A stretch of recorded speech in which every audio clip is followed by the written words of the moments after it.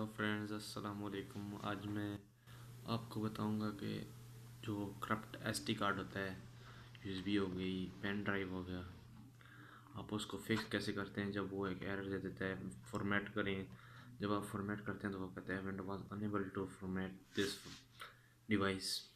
तो चलते हैं मेरे सिस्टम में और दिखाता हूँ आपको। तो इंतज़ार कीजिएगा और सब्सक्राइब कीजिएगा मेरे चैनल को।